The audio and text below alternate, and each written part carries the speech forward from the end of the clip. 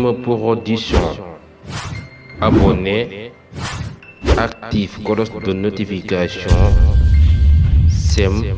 jërëjëf. 11h30 ca Touba ñu dikk yéen ci xibaar bi xalif général des mourides Serigne Mountakha Mbacké daal dina jël ay dogal ginnaaw wàccub liggéey fraudeur bi di Cheikh Ndiaye Guèye bi ko douanier yi doon topp bopp otom daal di dal ci kaw benn potalam fële ca Daaru Marnaan mu mujj ñàkk bakkanam coow loolu la nag daal di wëy ba ay mbokkam daal ci bëggoon a indi ay kàddu sëñ bi ne leen nag nanu xaar ba nu def ci seen ay mbir ba pare tey jii nag ñu daal di jot ci xibaar ne xalif général des mourides daal jël na dogal génne douanier yi foofu la ci biir Touba. douane yi tamit daal di nañ ni nangu loolu ñëw ni ki démb daal di indi seenum njaal ci 1 million gi teg téeméeri junni famille ki nga xam ne mooy Cheikh Ndiaye Guèye sëñ bi daal koy jëbal njaboot ga foofa ca Touba nag xam ngeen ne loolu lu fa yàgg la muy benn douanier musu fa dugg di dàq nit maanaam képp ku masaan di dàq surtout aju ci wàllu woowule lu ci ëpp boo duggee ci biir dëkk bu sell ba ji Touba kenn dootu la tuy topp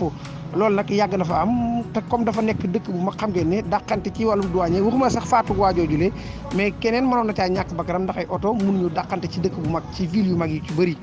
donc ca Touba nag dafa am statut spécial boo xam ne moom moo ko amee ba tax na xalif général ba jël na ay dogal daal aaye douanier yi ñuy liggéey ba yegg si foofu la ci lu dul loo xam ne xëy na ndigal lay doon loolu mooy liñ ci jot a xam ñu ñaan leen jàmm jox leen dig daje ba ci kanam. Rythme Production. Abonnez, active cloche de notification. Sem jërëjëf.